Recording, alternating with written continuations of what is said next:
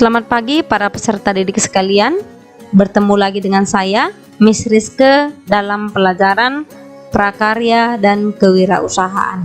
Pada minggu yang lalu, kita sudah mempelajari tentang produksi kerajinan dengan inspirasi objek benda lokal. Dan pada saat ini, kita akan lanjutkan pelajaran kita tentang penghitungan biaya produksi dan pemasaran langsung kerajinan dengan inspirasi objek budaya lokal. Peserta didik sekalian, pada semester 1 yang lalu kalian sudah mempelajari tentang langkah pengelolaan bisnis yang baik. Miss akan ulang kembali bagaimana langkah pengelolaan bisnis yang baik. Yang pertama, menghitung besaran biaya investasi dan operasional. Yang kedua, menghitung harga pokok produksi. Yang ketiga, menentukan besaran margin. Dan yang keempat, menentukan harga jual. Apa yang dimaksud dengan biaya produksi? Biaya produksi merupakan biaya-biaya yang harus dikeluarkan untuk terjadinya produksi barang. Pada dasarnya, biaya produksi merupakan biaya-biaya yang dilakukan pada proses produksi. Biaya tersebut meliputi bahan baku, meliputi overhead pabrik, dan biaya tenaga kerja langsung. Ketiga unsur biaya tersebut sangat berpengaruh pada kegiatan produksi yang dilakukan oleh sebuah perusahaan. Yang berikutnya adalah unsur-unsur biaya produksi. Unsur-unsur biaya produksi adalah unsur-unsur yang membangun terbentuknya suatu biaya produksi. Kadang-kadang usaha kecil sering mengabaikan biaya-biaya kecil yang timbul karena adanya kegiatan usaha. Padahal bisa jadi biaya-biaya ini termasuk dalam unsur-unsur production cost. Agar tidak salah mengenalinya, berikut ini ada 3 golongan unsur-unsur production cost. Yang pertama adalah biaya material langsung. Biaya material langsung atau direct material merupakan salah satu unsur produk dalam production cost. Biaya material langsung adalah biaya bahan baku yang bersentuhan langsung dengan produk. Contoh sederhananya, dalam perusahaan yang memproduksi songket Riau, biaya material langsungnya adalah kain dan benang. Unsur-unsur production cost berikutnya adalah biaya tenaga kerja langsung. Biaya tenaga kerja langsung termasuk gaji pokok, tunjangan, dan asuransi untuk tenaga kerja yang terlibat langsung dalam proses pembuatan suatu produk. Contohnya dalam perusahaan songket, biaya tenaga kerja langsung adalah para penjahit. Yang berikutnya adalah biaya overhead pabrik.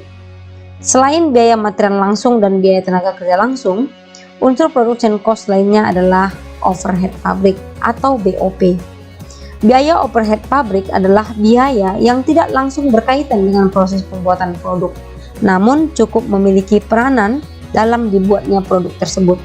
Termasuk ke dalam biaya overhead pabrik antara lain bahan material yang tidak langsung, tenaga kerja yang tidak langsung, dan biaya overhead lainnya.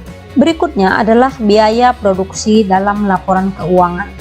Adapun rumusan biaya produksi adalah biaya material langsung ditambah biaya tenaga kerja langsung ditambah dengan biaya overhead pabrik. Misalnya, kita contohkan biaya produksi dalam laporan. Misalkan perusahaan Bagus yang merupakan perusahaan yang memproduksi kerajinan songket Riau. Dalam 1 bulan perusahaan memproduksi 5.000 songket. Maka rincian biaya produksinya adalah sebagai berikut. Beli kain 60 juta, upah penjahit 20 juta, upah tenaga keamanan 5 juta, sewa gedung dan utilitas lain 15 juta. Maka total biaya produksinya adalah 60 juta ditambah 20 juta ditambah 5 juta ditambah 15 juta, totalnya 100 juta rupiah. Kalau tadi kita sudah belajar tentang penghitungan biaya produksi, nah berikut ini kita akan lanjutkan ke pemasaran langsung kerajinan dengan inspirasi objek budaya lokal. Yang dimaksud dengan penjualan langsung atau pemasaran langsung adalah hasil dari promosi langsung yang dilakukan oleh penjual terhadap pembeli. Jadi pemasaran secara langsung dapat dilakukan melalui proses promosi dan penjualan yang dilakukan langsung kepada konsumen tanpa melalui toko. Strategi pemasaran memiliki berbagai macam jenis. Salah satunya adalah strategi pemasaran 4P, yaitu product, price, place, dan promotion. Yang pertama adalah produk. Sebagai pelaku usaha, tentu kita harus bisa membuat produk atau jasa diterima oleh masyarakat. Yang kedua adalah price. Di sini kita menentukan harga yang baik, karena harga akan sangat berpengaruh terhadap penjualan. Yang keempat adalah place. Lokasi yang strategis merupakan lokasi yang ramai, banyak dilalui oleh orang lain. Nah, dan yang terakhir adalah promotion. Nah, promotion merupakan ujung tombak untuk memperkenalkan produk atau jasa kita kepada orang lain. Kita dapat memanfaatkan media sosial seperti Facebook, Instagram, memasang iklan, kerjasama dengan sponsor, atau mengikuti bazar dan banyak lagi. Demikian pelajaran kita pada pagi hari ini.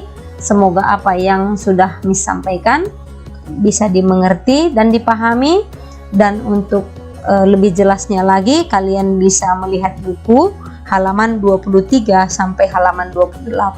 Sekian dan terima kasih, sampai jumpa kembali minggu yang akan datang.